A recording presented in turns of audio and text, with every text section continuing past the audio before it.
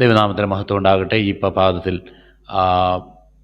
കർത്താവിൻ്റെ സന്നിധിയിൽ നമുക്ക് ഒരുമിച്ച് കടന്നു വരാനായിട്ട് കർത്താവ് ഇടയാക്കിയ ദയക്കാട്ട് നന്ദിയോടെ സ്തോത്രം. ഇന്നലെ നമ്മൾ ദൈവത്തിൻ്റെ വചനം ധ്യാനിക്കാനിടയായി തീർന്ന് കഴിഞ്ഞ ദിവസങ്ങളായിട്ട് ഗലാത്യർക്ക് എഴുതുന്ന ലേഖനത്തിലെ വിവിധ കാര്യങ്ങൾ നമ്മൾ ഒരുമിച്ച് ദൈവസന്നിധി പഠിക്കാനായിട്ട് കർത്താവ് നമുക്ക് ഇടയാക്കിക്കൊണ്ടിരിക്കുന്നു. വിശ്വാസമാർഗം എന്താണ്, അതിൻ്റെ പ്രത്യേകതകൾ എന്താണ്, എന്നാൽ കർമ്മമാർഗം എന്താണ്, വിശേഷിച്ച് നമുക്കറിയാൻ അവിടെ പശ്ചാത്തലത്തിൽ നമ്മൾ കണ്ടു.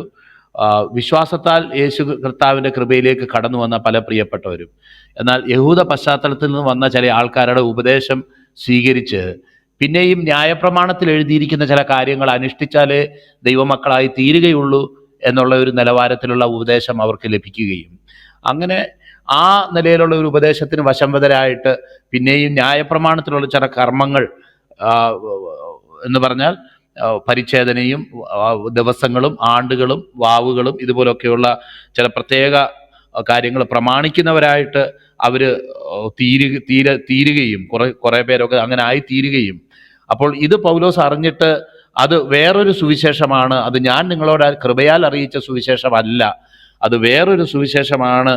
അതുകൊണ്ട് ഞങ്ങൾ അറിയിച്ച കൃപയാൽ യേശുക്രിസ്തുവിലുള്ള വിശ്വാസത്താൽ ദൈവമക്കളാകുന്നു, നമ്മളായിത്തീരും. അതിലേക്ക് കർത്താവായ യേശുക്രിസ്തു ചെയ്ത ഒരു കാര്യത്തിനുപരിയായിട്ട് വേറൊരു കാര്യവും ആവശ്യമില്ല എന്നുള്ള ആ സുവിശേഷം ഞങ്ങൾ നിങ്ങളോട് അറിയിച്ചു. അതിന് വിപരീതമായിട്ട് ആരെങ്കിലും നിങ്ങളോട് സുവിശേഷം അറിയിച്ചാൽ അവൻ ശപിക്കപ്പെട്ടവൻ. ഞങ്ങൾ തന്നെ തിരിഞ്ഞു വന്ന് നിങ്ങളോട് ആ നിലയിൽ വേറെ ഏതെങ്കിലും നിലയിലുള്ള ആശയപരമായിട്ട് വ്യത്യാസമുള്ള നിലയിൽ നിങ്ങളോട് അറിയിക്കുകയാണെങ്കിൽ അത് അവർ ശപിക്കപ്പെട്ടവർ, ഞങ്ങൾ തന്നെ ശപിക്കപ്പെട്ടവരായിട്ട് തീരും.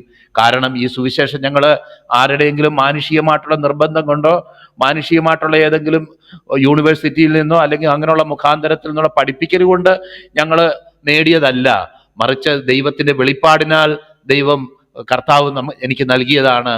അത് ഒരിക്കലും മാറ്റപ്പെടുകയില്ല. ഈ സുവിശേഷം മറ്റു പലരോടും യെരുശലേമിൽ 3 ആണ്ട് കഴിഞ്ഞിട്ട് പോയി, അതിനുശേഷം 14 ആണ്ട് കഴിഞ്ഞിട്ട് അവിടെ കടന്നുപോയി. ഈ സമയത്തൊക്കെ ഞാൻ വെളിപ്പാടിനാൽ എനിക്ക് ലഭിച്ച ഈ സുവിശേഷം സത്യമാണ്, അത് ശരിയാണ് എന്ന് കൺഫേം ചെയ്യുക മാത്രമേ അവിടെ ചെയ്തിട്ടുള്ളൂ.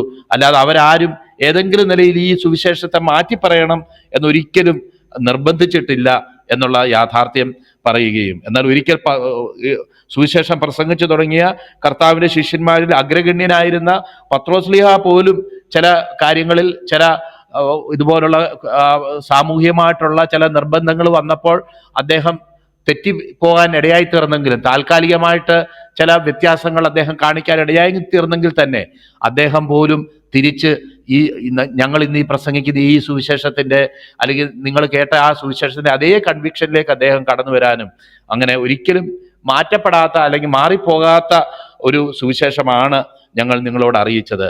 അതിൻ്റെ അടിസ്ഥാനപരമായിട്ടുള്ള ആശയം എന്താണെന്ന് വെച്ച് കഴിഞ്ഞാൽ, അത് വിശ്വാസത്താൽ ദൈവം നമ്മളെ ദൈവത്തിന് മക്കളാക്കി തീർക്കുന്നു, നമ്മുടെ പാപങ്ങളെ ക്ഷമിക്കുകയും ദൈവത്തോടുള്ള കൂട്ടായ്മയിലേക്ക് തൻ്റെ മക്കളായിട്ട് നമ്മളെ സ്വീകരിക്കുകയും ചെയ്യും എന്നുള്ളതാണ്. അതിന് ന്യായപ്രമാണത്തിൻ്റെ പ്രവർത്തികളോ വേറെ ഏതെങ്കിലും നിലയിലുള്ള നീതിപ്രവർത്തികളോ അതിന് ആവശ്യമില്ല. ഒരു വ്യക്തി അവൻ പാപിയാണെന്ന് അവൻ ഏറ്റുപറയുന്ന നിമിഷത്തിൽ തന്നെ അവനെ ദൈവം നീതീകരിക്കുകയും അവന് പകരമായി യേശുക്രിസ്തു അവന് വേണ്ടി മരിച്ചു അടക്കപ്പെട്ടു ഉയർത്തെഴുന്നേറ്റു എന്ന് വിശ്വസിക്കുമ്പോൾ ദൈവം അവനെ നീതീകരിക്കുകയും ചെയ്യും. ഇതാണ് സുവിശേഷത്തിന്റെ അടിസ്ഥാനം, അല്ലാതെ വേറൊന്നുമല്ല. എന്നാൽ ഈ സുവിശേഷം ദൈവം അബ്രഹാമിനോട് പറഞ്ഞു തുടങ്ങിയ സുവിശേഷമാണ്. അന്ന് നിന്റെ സന്തതി മുഖാന്തരം സകല ജാതികളും അനുഗ്രഹിക്കപ്പെടുമെന്ന് പറഞ്ഞത് സന്തതികൾ എന്ന അനേകരെ കുറിച്ചല്ല, എന്നാൽ സന്തതി എന്ന് ഏകനെ കുറിച്ച് അത്രേ പറഞ്ഞത്. ആ സന്തതി ക്രിസ്തുവായിരുന്നു. അങ്ങനെ ആ ക്രിസ്തുവിലൂടെയുള്ള സുവിശേഷമാണ് ഈ അബ്രഹാമിന്റെ പുത്രനായ യേശുക്രിസ്തുവിന്റെ പുത്രനായ അബ്രഹാമിന്റെ പുത്രനായ ദാവീദിന്റെ പുത്രനായ യേശുക്രിസ്തുവിന്റെ വംശാവലി എന്ന് മത്തായി സുവിശേഷം എഴുതുമ്പോൾ സത്യത്തിൽ ആ വംശാവലിയിൽ ഇനിയും അനേകർ വിശ്വാസത്താൽ അതിനോട് ചേർന്ന് വരത്തക്കവണ്ണം നാം എല്ലാം ആ ദൈവത്തിന്റെ കുടുംബത്തിലെ ആ വംശാവലിയിൽ പേര് ചേർക്കപ്പെട്ടവരായി നമ്മൾ തീർന്നു എന്നുള്ളതാണ് യാഥാർത്ഥ്യം എന്നുള്ളത് പൗലോസ് ആ നിലയിൽ പറഞ്ഞിട്ടില്ല. നമുക്ക് ആശയപരമായിട്ട് അങ്ങനെ ഒരു ഇൻഫറൻസ് അവിടെ ഡിറൈവ് ചെയ്തെടുക്കാനായിട്ട് നമുക്ക് സാധിക്കും. അപ്പോൾ പറഞ്ഞുകൊണ്ട് വരുന്നത്, വിശ്വാസത്താൽ അബ്രഹാമിന്റെ വിശ്വാസത്തെ പിന്തുടരുന്നവരായ എല്ലാവർക്കും കൂടെ കണക്കിടുന്നതാണ് ആ നീതി എന്നുള്ളത് നമ്മൾ കാണാനായിട്ട് ഇടയായിത്തീർന്നു. അങ്ങനെ അബ്രഹാമിന്റെ അനുഗ്രഹം ക്രിസ്തുയേശുവിൽ ജാതികൾക്ക് വരേണ്ടതിന്, അബ്രഹാമിന്റെ അനുഗ്രഹം എന്ന് പറയുന്നത് അബ്രഹാമിന് ഭൗതികമായിട്ടുണ്ടായിരുന്ന ചില അനുഗ്രഹങ്ങളെ മാത്രം ഉദ്ദേശിച്ചല്ല പറയുന്നത്. ആ ഭൗതിക അനുഗ്രഹങ്ങൾക്ക് ഉപരിയായിട്ട് അബ്രഹാം മുഖാന്തരം ദൈവം ലോകത്തിലെ സകല ജാതികൾക്കും വാഗ്ദത്തം ചെയ്തിരിക്കുന്ന ആത്മീയ അനുഗ്രഹങ്ങളെ കുറിച്ചാണ് ആ പറയുന്നതെന്നും, അത് ആ കൃപയാൽ ഉള്ള നീതീകരണം പ്രാപിക്കുകയും ദൈവനീതി കൃപയാൽ പ്രാപിക്കുകയും തുടർന്ന് നിത്യതയെക്കുറിച്ചുള്ള ഒരു ഉറപ്പിലേക്കും ആ നിത്യതയിൽ ലഭിക്കുന്ന സൗഭാഗ്യങ്ങളെക്കുറിച്ചുള്ള ഒരു ഉറപ്പിലേക്ക് ഒരു വ്യക്തി കടന്നു വരുന്നതാണ് പറയപ്പെട്ടിരിക്കുന്ന കാര്യം എന്നുള്ളതും. അങ്ങനെ അബ്രഹാമിന്റെ അനുഗ്രഹം എന്ന് നമ്മൾ ചിന്തിക്കുമ്പോൾ എബ്രായ ലേഖനത്തിലും അത് 6-ാം അധ്യായത്തിൽ കാണുന്നുണ്ട്. എന്തായിരുന്നു ദൈവം ഒരിക്കൽ വാഗ്ദത്തം ചെയ്യുകയും തൻ്റെ പേരുകൊണ്ട് എന്നാണ് ഞാൻ നിനക്കിത് ആണയിട്ട് തരുന്നു എന്ന് പറഞ്ഞ് ദൈവം കൊടുത്ത വാഗ്ദത്തം എന്തായിരുന്നു എന്നുള്ളതും നമ്മൾ അവിടെ വായിക്കുന്നുണ്ട്. അത് നിന്റെ സന്തതി മുഖാന്തരം സകല ജാതികളും അനുഗ്രഹിക്കപ്പെടും എന്നുള്ള ദൈവത്തിന്റെ വാഗ്ദത്തമായിരുന്നെന്നും അത് ഈ നിത്യതയെക്കുറിച്ചുള്ള വാഗ്ദത്തമായിരുന്നെന്നും വളരെ ക്ലിയർ ആയിട്ട് ആ 6-ാം അധ്യായം 18-ാം വാക്യത്തില് നമുക്ക് കാണാനായിട്ട് സാധിക്കുന്നുണ്ട്. അപ്പോൾ ഇങ്ങനെ ഒരുപക്ഷെ ന്യായപ്രമാണവും അതിനെ തുടർന്നുള്ള കാര്യങ്ങളും ഒക്കെ നാം ചിന്തിക്കുമ്പോൾ ഇതൊക്കെ നമ്മൾ പ്രവർത്തിച്ച് നേടേണ്ടതാണ് എന്നുള്ളൊരു ധ്വനി, എന്നുള്ളൊരു ചിന്താഗതി നമ്മുടെ മനസ്സിൽ വരാമെങ്കിൽ തന്നെ അത് അങ്ങനെ അല്ല എന്നുള്ളത് വളരെ വ്യക്തമായിട്ട് വചനത്തിന്റെ അടിസ്ഥാനത്തിൽ നമുക്ക് മനസ്സിലാക്കാനായിട്ട് സാധിക്കും. വചനത്തിന്റെ അടിസ്ഥാനത്തിൽ നമുക്ക് മനസ്സിലാക്കാനായിട്ട് സാധിക്കും. ദൈവം ഒരിക്കലും മനുഷ്യന്റെ പ്രവൃത്തി മുഖാന്തരം അവനെ നീതീകരിക്കാൻ ദൈവം ആഗ്രഹിച്ചിട്ടുമില്ല, ദൈവം അങ്ങനെ വിചാരിച്ചിട്ടുമില്ല. അപ്പൊ പിന്നെ അബ്രഹാമിന് ദൈവം വാഗ്ദത്തം കൊടുത്തതിന് ശേഷം അതിനുശേഷം 430 വർഷത്തിന് ശേഷം ചില പ്രമാണങ്ങൾ കൊടുത്തതിന്റെ ഉദ്ദേശം എന്താണ്? അത് വാഗ്ദത്തം ചെയ്ത സന്തതി വരുന്നത് വരെ അവരെ ഒന്ന് സൂക്ഷിക്കാൻ വേണ്ടി മാത്രമാണ് ആ ന്യായപ്രമാണം കൊടുത്തത്. അതൊരിക്കലും ന്യായപ്രമാണം ലഭിച്ചതിന് മുമ്പ് ദൈവം അബ്രഹാമിന് കൊടുത്ത വാഗ്ദത്തത്തെ നീക്കാൻ തക്കവണ്ണം ആ ന്യായപ്രമാണം ശക്തമല്ലായിരുന്നു, ന്യായപ്രമാണത്തിന് സാധിക്കത്തുമില്ലായിരുന്നു. എന്നാൽ ക്രിസ്തുവിങ്കിലേക്ക് നടത്തുവാനായിട്ട് ഒരു യഥാർത്ഥ ഇതിലേക്ക് വരുന്നത് വരെ ഒരു കുഞ്ഞിനെ നോക്കുന്ന ആയയെ പോലെ, ഒരു ശിശുപാലകനെ പോലെ ഈ ന്യായപ്രമാണം ഭവിച്ചു. അത് യഥാർത്ഥത്തിൽ വിശ്വാസത്താലുള്ള രക്ഷ വെളിപ്പെട്ടപ്പോൾ, വിശ്വാസത്താൽ സൗജന്യമായി ലഭിക്കുന്ന ദൈവനീതി വെളിപ്പെട്ടപ്പോൾ, ദൈവത്തിന്റെ വചനത്തിൽ നമ്മൾ വായിക്കുന്ന പോലെ കൃപയാലല്ലോ വിശ്വാസം മൂലം നാം രക്ഷിക്കപ്പെട്ടിരിക്കുന്നത് എന്ന് നമ്മൾ ചിന്തിക്കുന്ന വണ്ണം ആ കൃപയാൽ വിശ്വാസത്താലുള്ള സൗജന്യമായ രക്ഷ വെളിപ്പെട്ടപ്പോൾ ഇനി ശിശുപാലകന്റെ കീഴിലല്ല, നാം യഥാർത്ഥ അമ്മയുടെ, യഥാർത്ഥ നമ്മുടെ പേരന്റിന്റെ അല്ലെങ്കിൽ യഥാർത്ഥമായിട്ടുള്ള നമ്മളെക്കുറിച്ച് ദൈവം എന്താണോ ഉദ്ദേശിച്ചത് ആ ഒരു റിയൽ റിലേഷൻഷിപ്പിലേക്ക് വരാനായിട്ട് നമുക്ക് സാധിക്കും എന്നുള്ളതാണ് നമ്മൾ അവിടെ കാണാനായിട്ട് കഴിഞ്ഞത്. 4-ാം അധ്യായത്തിൽ നമ്മൾ ഇന്നലെ കണ്ട കാര്യവും അങ്ങനെ ശിശുവായിരിക്കുന്നിടത്തോളം അവൻ ദാസനേക്കാൾ ഒട്ടും പ്രയോജനമുള്ളതല്ല എന്നുള്ള സംഗതി നമുക്ക് അവിടെ കാണാനായിട്ട് കഴിഞ്ഞു. അത് വളരെ വളരെ യാഥാർത്ഥ്യമാണ് താനും. ദൈവത്തിന്റെ വചനം നമ്മൾ പരിശോധിച്ച് നോക്കുമ്പോൾ ശിശുവായിരിക്കുന്നിടത്തോളം അവൻ ദാസനേക്കാളും ഒട്ടും പ്രയോജനമുള്ള, സത്യം പറഞ്ഞാൽ അവൻ ദാസന്മാർക്കും ഗൃഹവിചാരന്മാർക്കും കീഴ്പ്പെട്ടവനത്രേ എന്ന് കാണാനായിട്ട് കഴിയും. സംഗതി പേര് അവകാശി എന്നാണ്. ആ വലിയ വീട്ടിൽ അല്ലെങ്കിൽ ഒരു വീട്ടില് ആ വീട്ടിലെ ആ പിതാവിന്റെ മകനായിട്ട് ജനിച്ചത് കൊണ്ട് അവൻ അവകാശിയാണ്. വേറെ ആർക്കും അവിടെ അവകാശിയാകാനായിട്ട് കഴിയത്തില്ല. എന്നാൽ അവകാശി സകലത്തിനും അല്ലെങ്കിൽ മക്കൾ അല്ലെങ്കിൽ സന്തതി വാഗ്ദത്ത പ്രകാരം അവകാശിയാണെങ്കിലും അവന്റെ പക്വതയിലേക്ക് വളർന്നു വരുന്നത് വരെ അവൻ ദാസന്മാരെക്കാളും ഒട്ടും പ്രയോജനമുള്ളവനല്ല എന്ന് കാണുകയാണ്. അപ്പോൾ നേരത്തെ നമ്മൾ അതിന്റെ 3-ന്റെ അവസാനം വായിച്ച വാക്യം, ക്രിസ്തുവിനുള്ളവരെങ്കിലും അബ്രഹാമിന്റെ സന്തതിയും വാഗ്ദത്ത പ്രകാരം അവകാശികളുമാകുന്നു.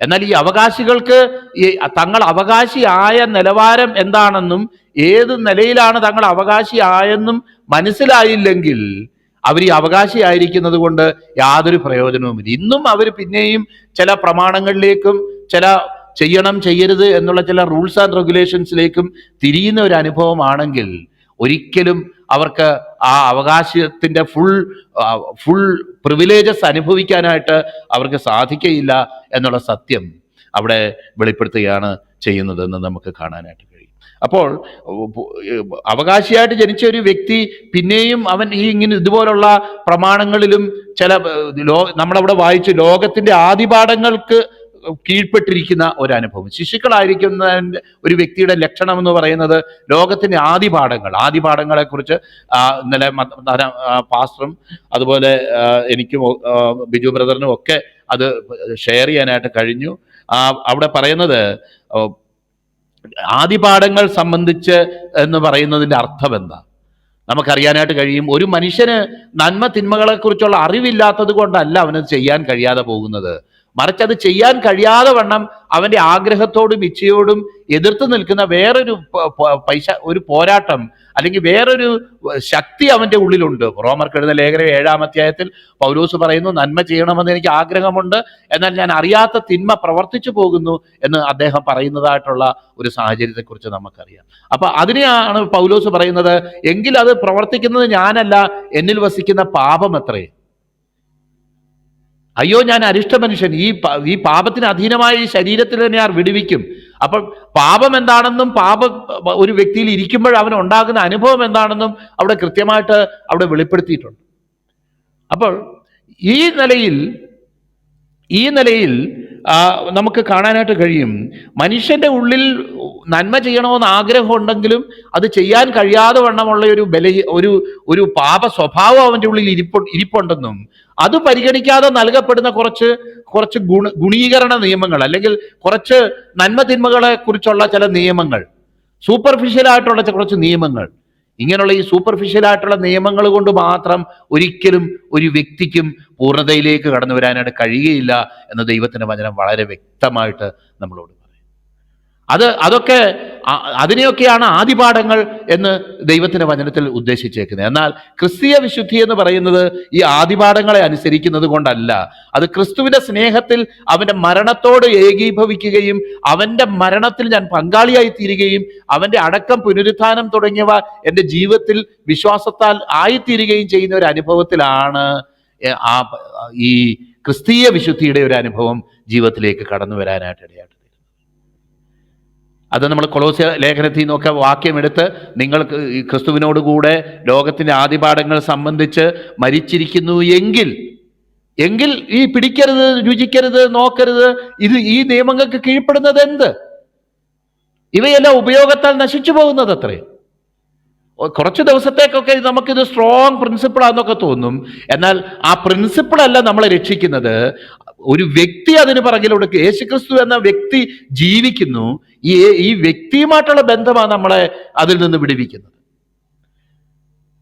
അല്ലെങ്കിൽ ഈ വ്യക്തിയുമായിട്ടുള്ള കൂട്ടായ്മയിൽ മുന്നോട്ട് പോകുന്ന ഒരു അനുഭവത്തിലാണ് നമുക്ക് പാപത്തിൽ നിന്നുള്ള മോചനമുള്ളത്. അല്ലാതെ ചില പ്രിൻസിപ്പിൾസിനെ മനസ്സിലെടുത്തു വെച്ച് താലോലിച്ച് അതിന് ഉന്നതമായ സ്ഥാനത്ത് വെച്ചു എന്നുള്ളത് കൊണ്ട് മാത്രം ഒരു വ്യക്തിക്ക് പാപ സ്വഭാവത്തിൽ നിന്ന് അവന് വിടുതലുണ്ടാകുന്നില്ല എന്ന് ദൈവത്തിന്റെ വചനം പ്രഖ്യാപിക്കും. നോക്കിയാട്ടെ, അപ്പോൾ അതിനെക്കുറിച്ച് നമ്മൾ ചിന്തിക്കാനും കാലസമ്പൂർണത വന്നപ്പോൾ കാലസമ്പൂർണതയെക്കുറിച്ച് നമ്മൾ ഇന്നലെ മത്താനോ പാസ്റ്ററും എനിക്കും ഒക്കെ അത് ഷെയർ ചെയ്യാനായിട്ട് ഇടയായിട്ടത്. അപ്പം God has appointed A particular time, ഒരു കാലസമ്പൂർണത. ഈ പ്രമാണങ്ങളും ഈ കാര്യങ്ങളും കൊണ്ട് ഒരിക്കലും പൂർണ്ണതയിൽ എത്തിച്ചേരാൻ കഴിയുകയില്ല എന്ന് തിരിച്ചറിയുകയും ഈ പ്രമാണത്തിന് ഉപരിയായിട്ടുള്ള ദൈവിക വാഗ്ദത്തത്തിന് വേണ്ടി ജനം കാത്തിരുന്നതായിട്ടുള്ള ഒരു സമയം. മോശെ താൻ എല്ലാ ശുശ്രൂഷയും നിവർത്തിച്ചതിന് ശേഷം വാഗ്ദത്തം ചെയ്തതുപോലെ, അല്ലെങ്കിൽ താൻ പ്രാഥമികമായിട്ട് പറഞ്ഞതുപോലെ, എന്നേക്കാൾ ശ്രേഷ്ഠനായ ഒരു പ്രവാചകനെ നിങ്ങളുടെ ഇടയിൽ അയക്കും.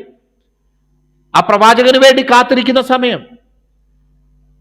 ദാവീദ് മുഖാന്തരം പറഞ്ഞു, പല പ്രവാചകന്മാരും മുഖാന്തരം തുടർന്നും ആരെപ്പറ്റി പറഞ്ഞുവോ ന്യായപ്രമാണവും പ്രവാചകന്മാരും അതിനെക്കുറിച്ച് സാക്ഷ്യം പറയുന്നു. ഇപ്പോഴോ വിശ്വാസത്താലുള്ള ദൈവദീനി തന്നെ യേശുക്രിസ്തു മുഖാന്തരം വെളിപ്പെട്ടു വന്നിരിക്കുന്നു. അതിന് ന്യായപ്രമാണവും പ്രവാചകന്മാരും സാക്ഷ്യം പറയുന്ന ആ കൃപയ്ക്ക് വേണ്ടി ഒരുപക്ഷെ അത് അവരിൽ പലരും അതൊരു പൊളിറ്റിക്കൽ ഫ്രീഡമായിട്ട് ആയിരുന്നു ഒരുപക്ഷെ അവർ കണ്ടിരുന്നത്. വളരെ ചുരുക്കം പേർക്ക് മാത്രമേ അത് പാപത്തിൽ നിന്നുള്ള വിടുതലാണെന്നും ഒരു മനുഷ്യനെ ആത്യന്തികമായിട്ട് അവനെ പാപത്തിന്റെ അടിമത്തിൽ നിന്ന് വിടുവിക്കുന്ന ഒരു അനുഭവമാണ് തിരിച്ചറിഞ്ഞുള്ളൂ. എന്നാൽ തന്നെ അതായിരുന്നു കർത്താവ് ലോകത്തിൽ ജനിച്ച സമയത്തെയാണ് ദൈവത്തിന്റെ വചനത്തിൽ കാലസമ്പൂർണത, ചരിത്രത്തിൽ ജനിച്ച സമയത്തെയാണ് കാലസമ്പൂർണത എന്ന് പറയുന്നത് എന്ന് നമുക്ക് ചിന്തിക്കാനായിട്ട് സാധിക്കും. അപ്പൊ കാലസമ്പൂർണത വന്നപ്പോൾ ദൈവം തന്റെ പുത്രനെ സ്ത്രീയിൽ നിന്ന് ജനിച്ചവനായി നിയോഗിച്ച്, ന്യായപ്രമാണത്തിന് കീഴ് ജനിച്ചവനായി നിയോഗിച്ചത് അവൻ ന്യായപ്രമാണത്തിന് കീഴുള്ളവരെ വിലയ്ക്ക് വാങ്ങിയിട്ട് നാമും പുത്രത്വം പ്രാപിക്കേണ്ടതിന് തന്നെ.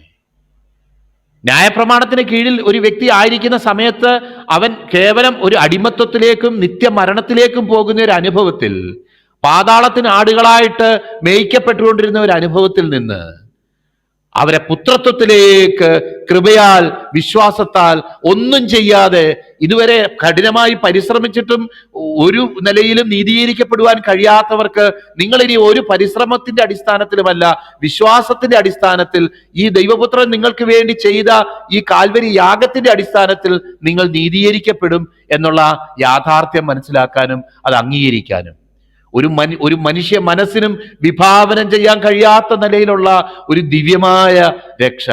ഇനി നിങ്ങൾ എന്തെങ്കിലും പ്രവർത്തിച്ചത് കൊണ്ടോ, നിങ്ങൾ എന്തെങ്കിലും ചെയ്തെന്ന് വെച്ചോ, ദൈവത്തിന് വേണ്ടി എന്തെങ്കിലും കൊടുത്തെന്ന് വെച്ചോ, കൊടുത്തില്ല എന്ന് വെച്ചോ, ഇതിന്റെ ഒന്നും അടിസ്ഥാനത്തിലല്ല. നിങ്ങളെ ദൈവം സ്നേഹിക്കുന്നു. നിങ്ങൾ എങ്ങനെയൊക്കെ ദൈവത്തോട് പ്രതികരിച്ചാലും യേശുക്രിസ്തു മുഖാന്തരം ദൈവം നിങ്ങളെ സ്നേഹിക്കാൻ തീരുമാനിച്ചിരിക്കുന്നു. യേശുക്രിസ്തുവിലൂടെ നിങ്ങളെ തെരഞ്ഞെടുക്കാൻ തീരുമാനിച്ചിരിക്കുന്നു. നിങ്ങൾ എൻ്റെ അപ്പച്ച എന്നെ സഹായിക്കണമേ എന്ന് നിങ്ങൾ ഹൃദയത്തിന്റെ ഉള്ളിൽ ഒരു ഗദ്ഗതമെങ്കിലും നിങ്ങൾക്കുണ്ടെങ്കിൽ നിങ്ങളെ കോരിയെടുക്കാൻ ഈ സ്നേഹവാനായ ദൈവത്തിന് സാധിക്കും. നിങ്ങളെ കോരിയെടുക്കാനായിട്ട് ഈ ദൈവത്തിന് മനസ്സാണ്. അതാണ് ഈ സുവിശേഷത്തിലൂടെ പറയാനായിട്ട് ആഗ്രഹിക്കുന്നത്. അപ്പോൾ ന്യായപ്രമാണത്തിലുള്ളവരെ വിലയ്ക്ക് വാങ്ങിയിട്ട് ഇന്ന് നേടുന്നത് പുത്രത്വം. ഈ പുത്രത്വം എന്ന് പറയുന്ന ഇത് നമുക്കിവിടെ ആദ്യം മുതൽ നമുക്ക് കാണാനായിട്ട് കഴിയും. കാരണം ന്യായപ്രമാണം ശിശുപാലകന് കീഴിലിരുന്ന ശിശുക്കളായ നാം ഇന്ന് വിശ്വാസത്താൽ മക്കളായി തീർന്നു എന്നുള്ളതാണ് ഒന്നാമത്. നമ്മൾ അതിന്റെ 3:26 നമ്മൾ കണ്ടത്, ക്രിസ്തുയേശുവിന്റെ വിശ്വാസത്താൽ നിങ്ങൾ എല്ലാവരും ദൈവത്തിന്റെ മക്കളാകുന്നു എന്നുള്ള സത്യമാണ് നമുക്കവിടെ കാണാൻ കഴിയും. അതിന് മുന്നേ തന്നെ നമ്മൾ വായിച്ചു, 3:14 നമ്മൾ വായിച്ചു, ആ അബ്രഹാമിന്റെ അനുഗ്രഹം ക്രിസ്തുയേശുവിൽ ജാതികൾക്ക് വരേണ്ടതിന് ആത്മാവെന്ന വാഗ്ദത്ത വിഷയം പ്രാപിപ്പാനിടയായി തീർന്നു. തുടർന്ന് നമ്മൾ വായിക്കുകയാണ്, ഇനിയും ചില പ്രമാണങ്ങൾ ആശ്രയിച്ചിട്ടൊന്നുമല്ല, വിശ്വാസത്താൽ നാം ദൈവത്തിന്റെ മക്കളായി തീർന്നിരിക്കുന്നു. അവനെ നാം ധരിച്ചിരിക്കുന്നു, ക്രിസ്തുവിനെ നാം ധരിച്ചിരിക്കുന്നു. 3:21 തുടർന്ന് നമ്മൾ കാണുന്നത് അവിടെ 27 വാക്യം, ക്രിസ്തുവിനോട് ചേരുവാൻ സ്നാനമേറ്റിരിക്കുന്ന നിങ്ങൾ അവനെ ധരിച്ചിരിക്കുന്നു. അതിൽ യഹൂദനും യവനനും എന്നില്ല, ദാസനും സ്വതന്ത്രനും എന്നില്ല, ആണും പെണ്ണും എന്നില്ല, നിങ്ങളെല്ലാവരും ക്രിസ്തു യേശുവിൽ ഒന്നത്രേ. എന്തൊരു വലിയ അത്ഭുതകരമായൊരു സംഭവമാണ് നടന്നത്.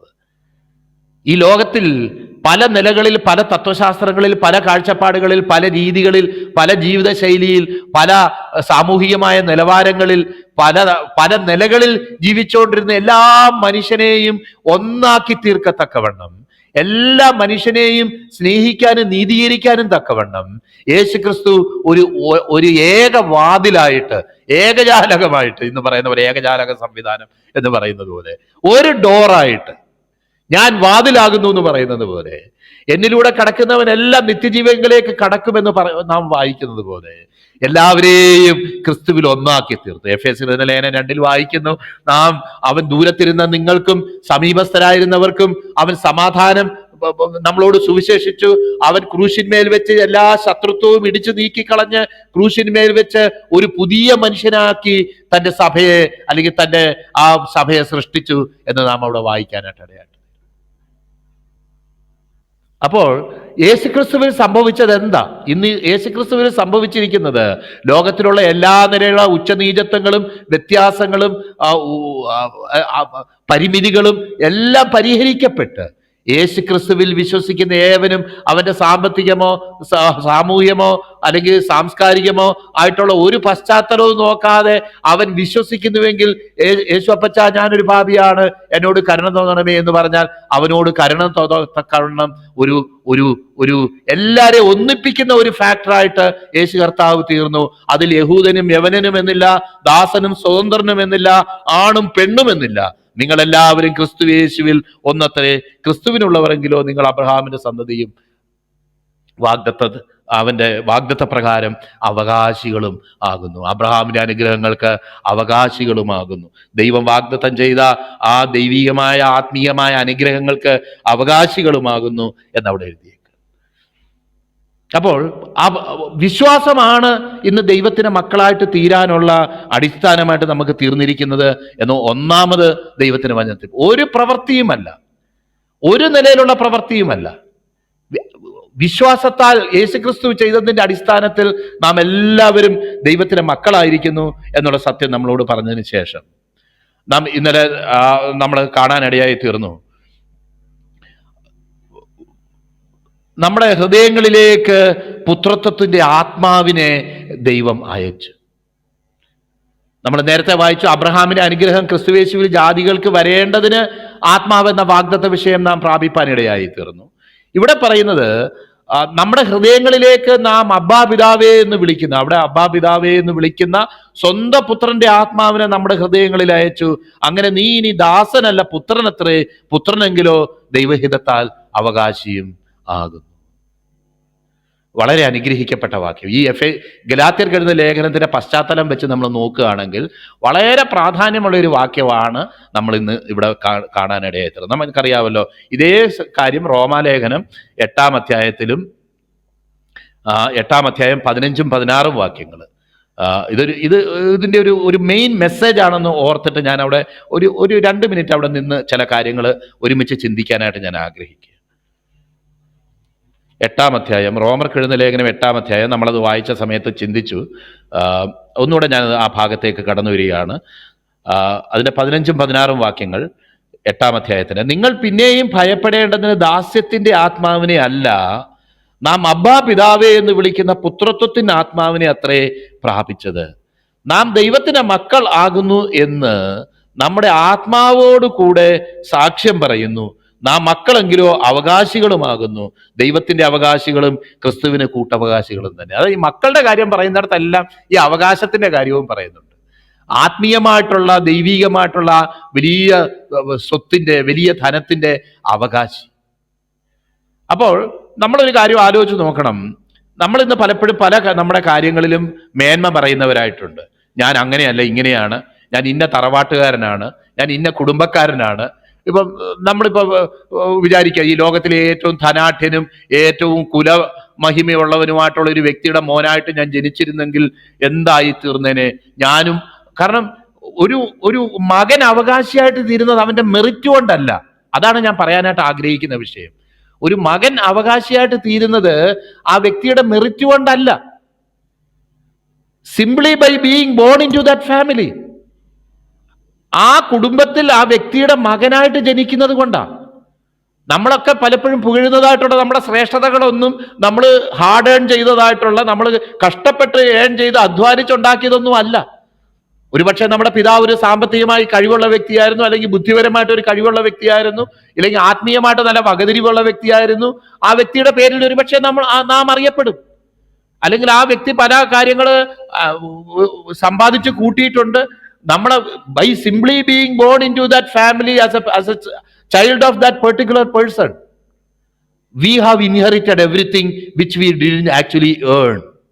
നമ്മൾ സമ്പാദിക്കാത്തതായിട്ടുള്ള ഒരു വലിയ സ്വത്തിന് നമ്മൾ അവകാശിയായിട്ട് തീർന്നു. അപ്പം ഈ ദൈവത്തിന്റെ സന്നിധിയിലും ഇവിടെ പറഞ്ഞുകൊണ്ട് വരുന്ന കാര്യം, നമ്മൾ അവകാശിയായിട്ട് തീർന്നത് നമ്മുടെ മെറിറ്റ് കൊണ്ടല്ല, നമ്മുടെ ഏതെങ്കിലും നിലയിലുള്ള ശ്രേഷ്ഠത കൊണ്ട് നാം അവകാശിയായിട്ട് തീർന്നതല്ല. ഈ യേശുക്രിസ്തുവിലൂടെ ദൈവത്തിന്റെ മകനായിട്ട് ജനിച്ചതിലൂടെ ആ ജന്മം കൊണ്ടാണ് നമ്മൾ അവകാശിയായിട്ട് തീരുന്നത്. എത്ര ശ്രേഷ്ഠമായിട്ടുള്ള ഒരു അനുഭവമാണെന്ന് ആലോചിച്ച്. ദൈവത്തിന്റെ വചനത്തിൽ നമ്മൾ വായിക്കുന്നത്, ക്രിസ്തുയേശുവിൽ ഉള്ള സകല ആത്മീയ അനുഗ്രഹത്താലും നിങ്ങളെ അനുഗ്രഹിച്ചിരിക്കുന്ന ദൈവം വിശ്വസ്തൻ എന്നോ. ഞാൻ ആ വാക്യം എടുത്ത് വായിക്കാം. പല വാക്യവും ഇങ്ങനെ അറിയാമെന്ന് വിചാരിച്ചാലും കാണാതെ പറയുമ്പോൾ അത് തെറ്റിപ്പോവും. സ്വർഗത്തിലെ സകല ആത്മീയ അനുഗ്രഹത്താലും നമ്മെ ക്രിസ്തുവിൽ അനുഗ്രഹിച്ചിരിക്കുന്ന നമ്മുടെ കർത്താവായ യേശു ക്രിസ്തുവിന്റെ ദൈവവും പിതാവുമായവൻ വാഴ്ത്തപ്പെട്ടവൻ. ഇവിടെ തന്നെ നമ്മൾ വായിക്കുന്നുണ്ട്, ഈ ഗലാത്യർക്ക് എഴുതുന്ന ലേഖനം തന്നെ നാളത്തെ പോർഷൻ അത് അവിടെ നമ്മൾ കാണുന്നുണ്ട്. അതിന്റെ 4-ാം അധ്യായം തന്നെ അതിന്റെ 28-ാം വാക്യം വായിക്കുന്നു. നാമോ സഹോദരന്മാരെ ഇസഹാക്കിനെ പോലെ വാഗ്ദത്തത്താൽ ലഭിച്ച മക്കളാകുന്നു, ജനിച്ച മക്കളാകുന്നു. ഇസഹാക്ക് അബ്രഹാമിന്റെ മകനായിട്ട് ജനിക്കാനും ഒരുപക്ഷെ അബ്രഹാമിന് ഓൾറെഡി ഉണ്ടായിരുന്ന മകനായിട്ടുള്ള ഇസ്മായിലിനേക്കാളും ശ്രേഷ്ഠനെന്ന് എണ്ണപ്പെടാനും ദൈവികമായ ചില വാഗ്ദത്തങ്ങളും അവകാശങ്ങളും ലഭിക്കാനായിട്ട് ഇസഹാക്കിന്റെ ഏത് ശ്രേഷ്ഠത കൊണ്ടാണ് നടന്നത്? എന്ത് മേന്മ കൊണ്ട് അങ്ങനെ തെരഞ്ഞെടുക്കപ്പെട്ടത്? ദൈവത്തിന്റെ തെരഞ്ഞെടുപ്പും ആ അബ്രഹാമിന്റെ മകനായിട്ട് ജനിച്ചു എന്നുള്ള ഒരു യാഥാർത്ഥ്യത്തിനേക്കാൾ ഉപരിയായിട്ട് വേറെ ഒരു നന്മയും അവിടെ ഉള്ളതായിട്ട് നമുക്ക് മനസ്സിലാക്കാനായിട്ട് സാധിക്കും. അത് ചില പ്രമാണങ്ങൾ അനുസരിച്ചിട്ട് മകനായിട്ട് തീർന്നതല്ല, മറിച്ച് കൃപയാൽ ആ വ്യക്തിയുടെ മകനായിട്ട് തീർന്നതുകൊണ്ട്, വാഗ്ദത്ത പ്രകാരം ജനിച്ചവനാകുന്നത് കൊണ്ട്.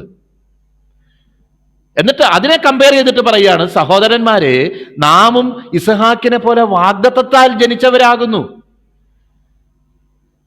നമ്മൾ ചില പ്രവർത്തികൾ ചെയ്ത് ദൈവത്തെ പ്രസാദിപ്പിച്ച്, പൗലോസ് ഞാൻ ജന്മനാ റോമാ പൗരനാന്ന് പറയുമ്പോൾ പിന്നെ ശതാധിപൻ പറയുന്നത് പോലെ, സഹസ്രാധിപൻ പറയുന്നത് പോലെ, ഞാനത് അനേകം ധനം കൊടുത്ത് സമ്പാദിച്ചിരിക്കുന്നു എന്ന് പറയുന്നത് പോലെ, നമ്മൾ ധനം കൊടുത്ത് സമ്പാദിച്ചതല്ല ഈ റോമാ പൗരത്വം, ദൈവസന്നിധിയിലുള്ള ഈ റോമാ പൗരത്വം, ഈ വിശിഷ്ട പദവി, മക്കൾ എന്നുള്ള വിശിഷ്ട പദവി സ്വർലോകത്തിലെ ദൂതന്മാർക്കോ മറ്റേതെങ്കിലും വിശിഷ്ട വ്യക്തികൾക്കോ ലഭിക്കാത്തതായിട്ടുള്ള ഈ പ്രത്യേക പദവി ലഭിച്ചിരിക്കുന്നത് നാം അവന്റെ വാഗ്ദത്തമനുസരിച്ച്, അബ്രഹാമിന് ദൈവം കൊടുത്ത നിന്റെ സന്തതി മുഖാന്തരം സകല ജാതികളും അനുഗ്രഹിക്കപ്പെടും എന്ന് ദൈവം കൊടുത്ത ആ വാഗ്ദത്തമനുസരിച്ച് വിളിക്കപ്പെട്ടവരാകുന്നത് കൊണ്ടാണ്, അങ്ങനെ ജനിച്ചവരായതുകൊണ്ടാണ്.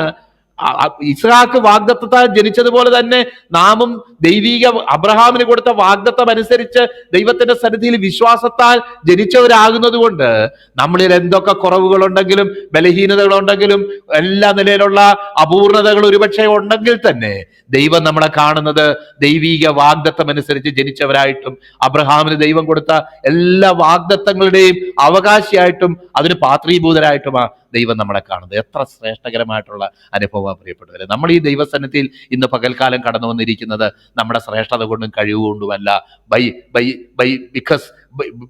because we are simply being born into this family by the grace of God, by God's promises.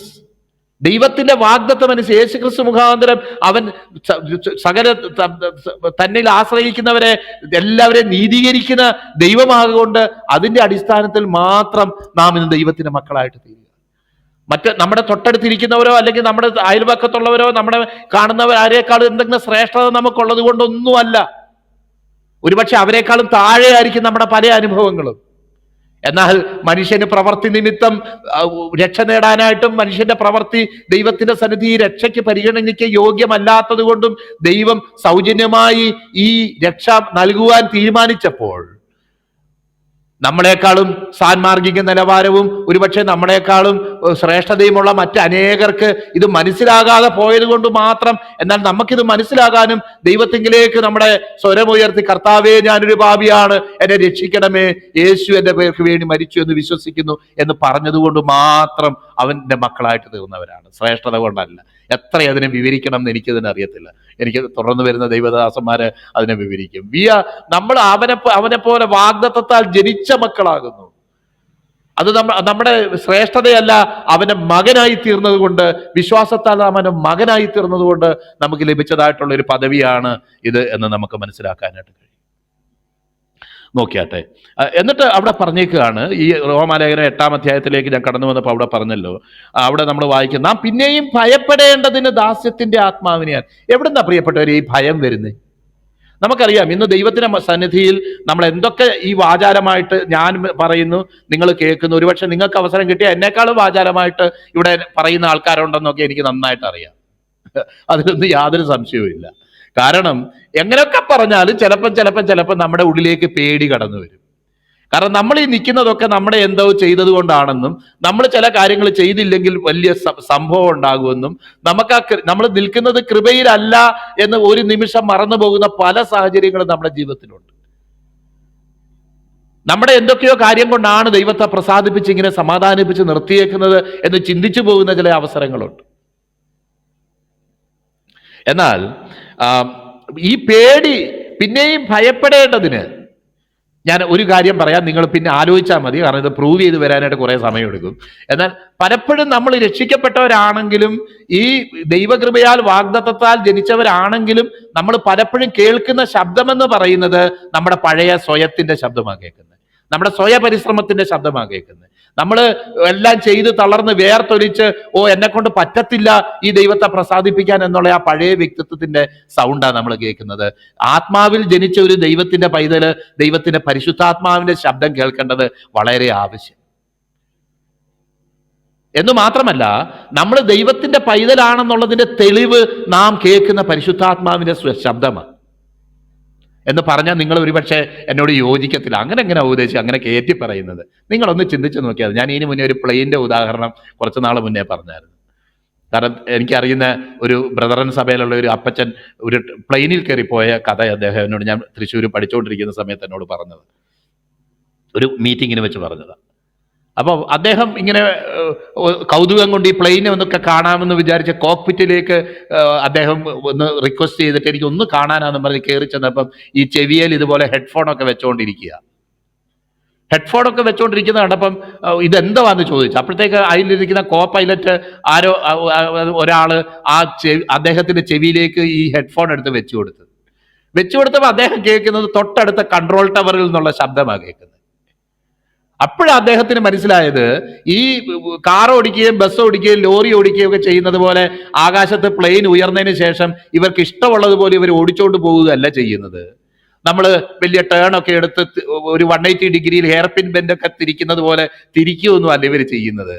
ഇവർ തൊട്ടടുത്ത കൺട്രോൾ ടവറിൽ നിന്നുള്ള ശബ്ദം അനുസരിച്ച് എത്ര ഡിഗ്രി ഉയരണം, എത്ര ചരിഞ്ഞു പറക്കണം, എത്ര ഹൈറ്റിൽ കയറണം, ഏത് ഇതിൽ പോകണമെന്നൊക്കെ അടുത്ത കൺട്രോൾ ടവറാണ് തീരുമാനിക്കുന്നത്. അല്ലാതെ ഇവര് മുന്നിൽ കാണുന്നത് പോലെ ചെയ്യുകയല്ല ചെയ്യുന്നത്.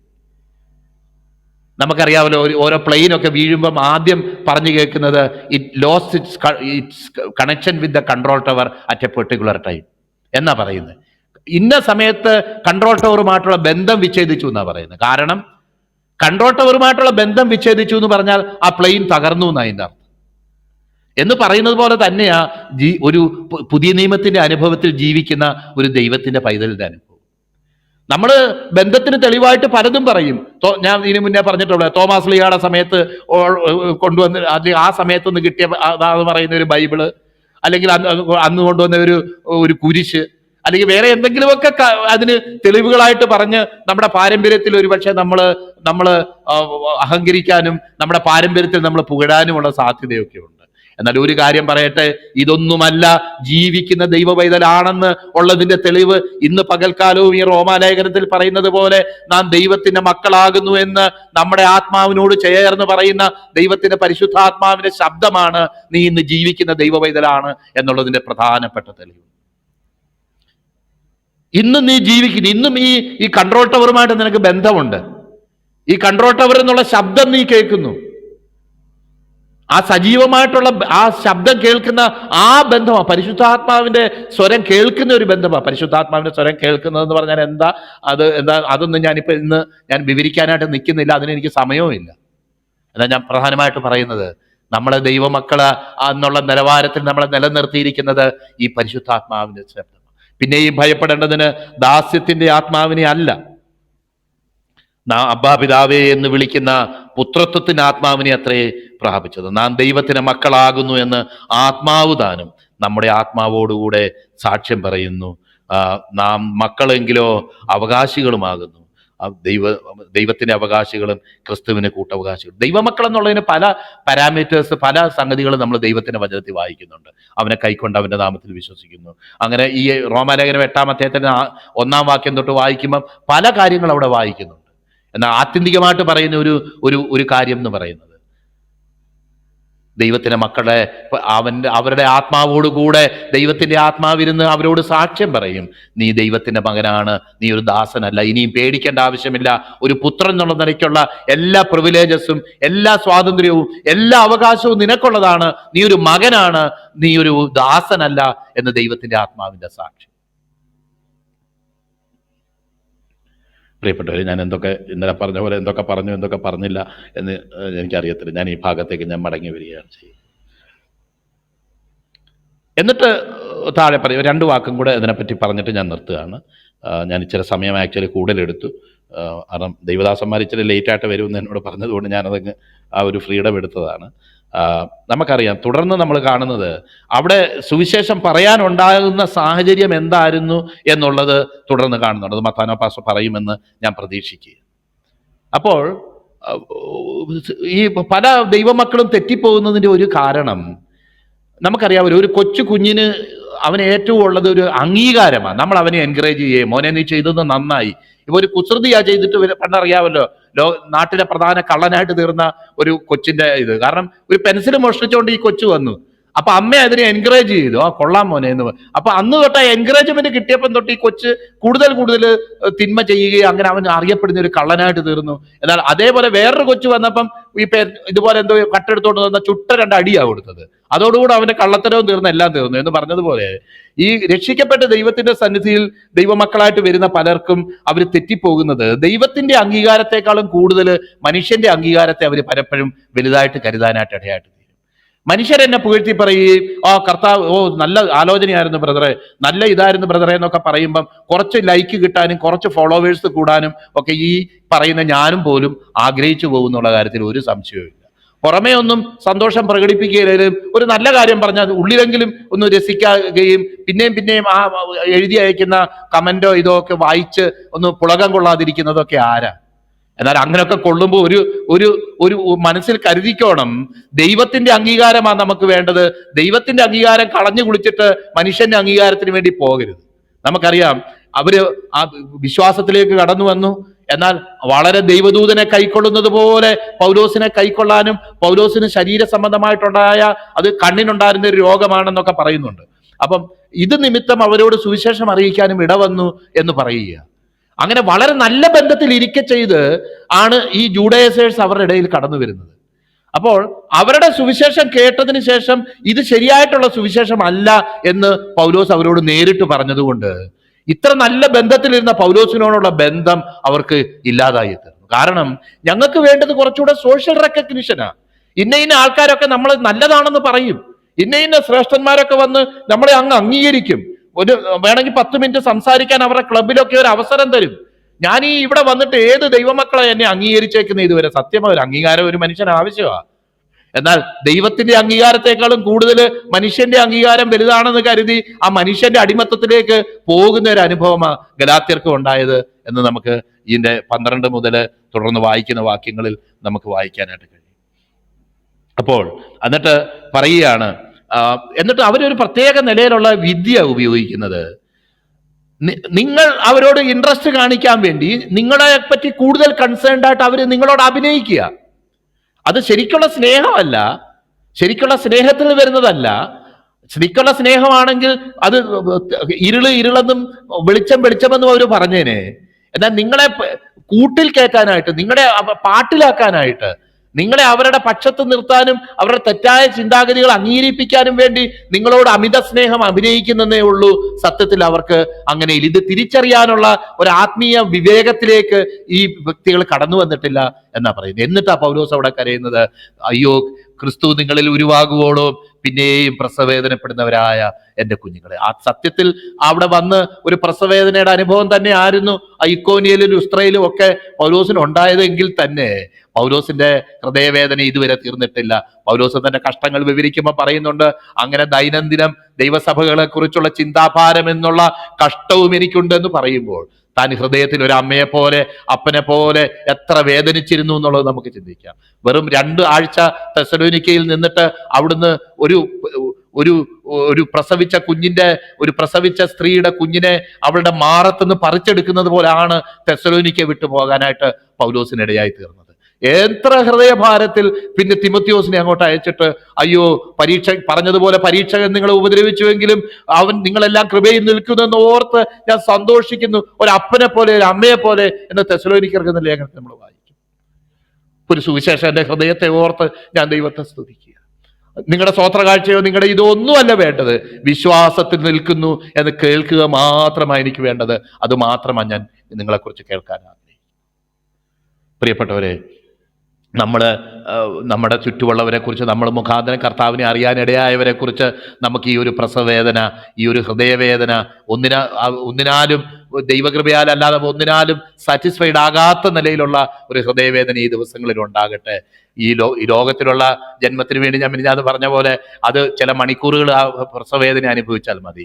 ഒരു ക്രിസ്തുവിലൊരു വ്യക്തിയെ തികവുള്ളവനാക്കി അല്ലെങ്കിൽ പക്വതയുള്ളവനാക്കി നിർത്തുക എന്ന് ഒരു ദൈവദാസന് ഒരു ചുമതലയെ ഏൽപ്പിക്കപ്പെട്ടെങ്കിൽ അവന്റെ ജീവിതകാലം മുഴുവൻ ഒരുപക്ഷെ ഈ പ്രസവവേദന അനുഭവിക്കേണ്ടതായിട്ടുണ്ട്. പ്രിയപ്പെട്ടവർ, ഈ സ്നേഹത്തിൽ അത് നമുക്ക് തിരിച്ചറിയാം. ആ പൂർണ്ണതയിലേക്ക് നമുക്ക് നടക്കാം.